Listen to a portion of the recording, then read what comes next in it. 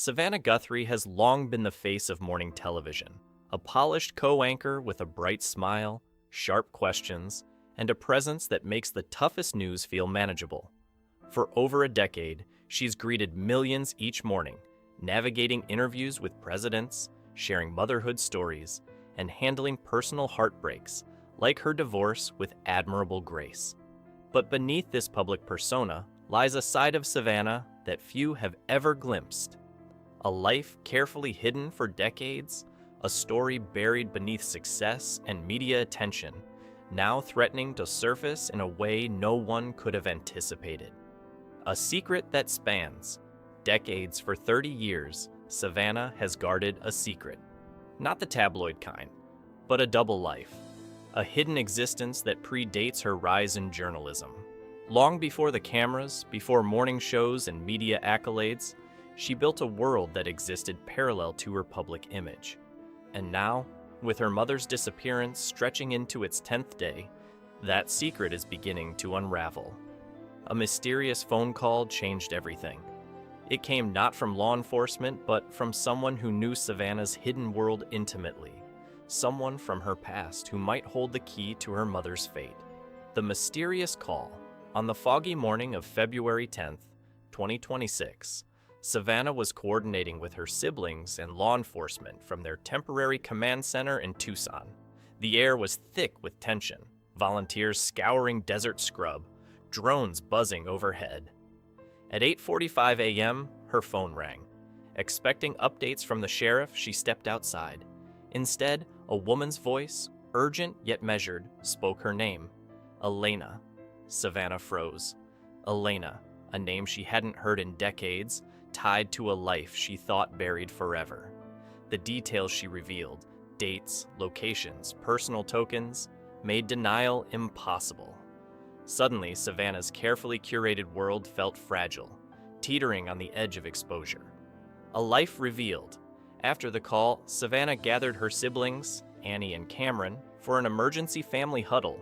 No agents, no outsiders, just the family. There, she confessed the truth she had kept hidden for 30 years, the story of her double life. Born Savannah Clark Guthrie in 1971, she had grown up in Tucson's suburbs, an ordinary childhood shadowed by the early death of her father. Her mother, Nancy, raised her children with love, discipline, and the mantra, "Choose joy." But for young Savannah, that love sometimes felt like pressure, a constant expectation to be strong, independent, perfect. And she longed for a space where she could simply be herself. Meeting Elena Ramirez entered Savannah's life in 1988 when Savannah was 16. A 19-year-old artist and activist, Elena ran an underground youth group in Tucson, offering teens a safe space to explore identities away from judgment.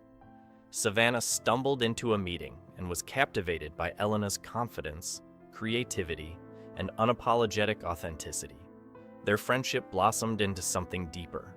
Elena introduced her to art, activism, and a freedom Savannah couldn't find at home. To navigate the strict rules imposed by Nancy, Savannah created a secret persona. Clark, a freer version of herself who wrote poetry, attended rallies, and explored a world beyond her mother's watchful eye. Living a double life. For years, Savannah maintained two separate lives. On weekdays, she was the dutiful daughter, excelling in school, debate, and extracurriculars. On weekends, she became Clark, slipping out to secret meetings, attending underground events, and fully immersing herself in Elena's world. This double existence extended through college, law school, and the early stages of her journalism career. The thrill of secrecy intertwined with necessity. Revealing Clark meant risking judgment, rejection, or worse.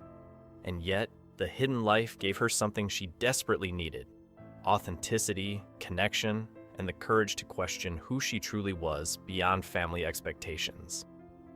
Clues from the past.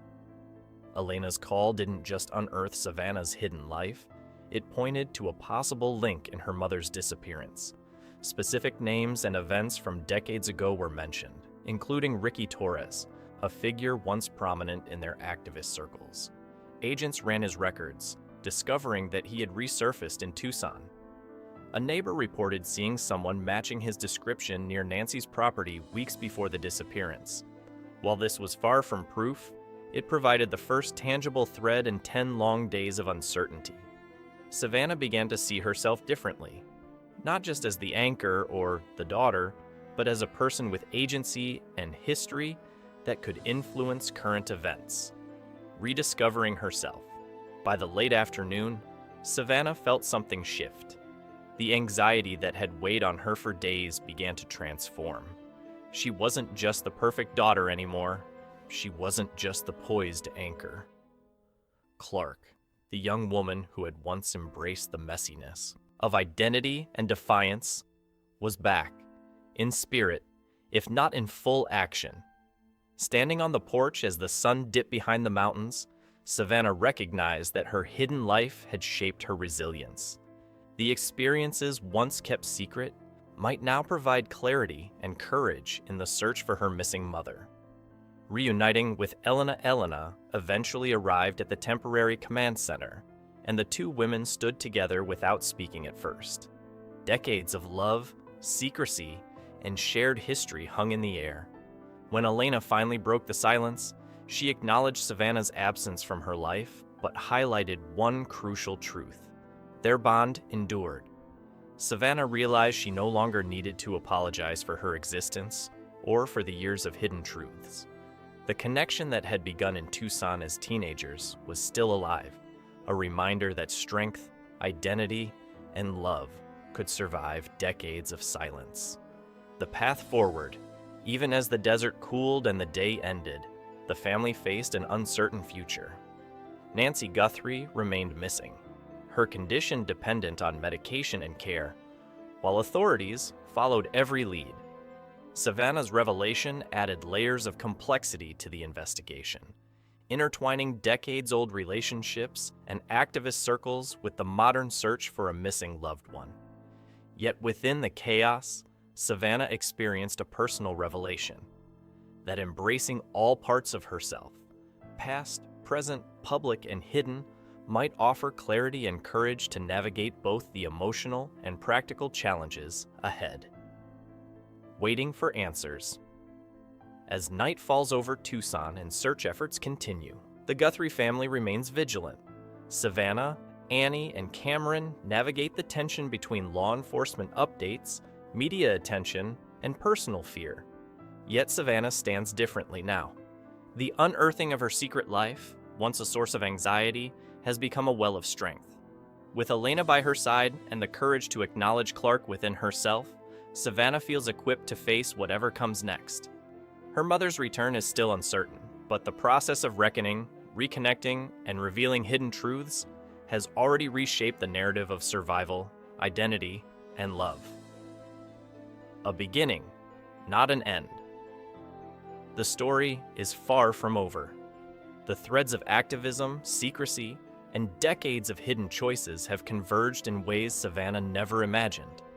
While the mystery of her mother's disappearance continues, what has emerged is a portrait of a woman who has lived fully, even if in shadow. Savannah's revelation reminds us that identity is not static, that secrets can weigh and protect in equal measure, and that confronting the past can illuminate paths to healing. For Savannah, the journey has just begun, and perhaps embracing her full self is the first step toward finding her mother.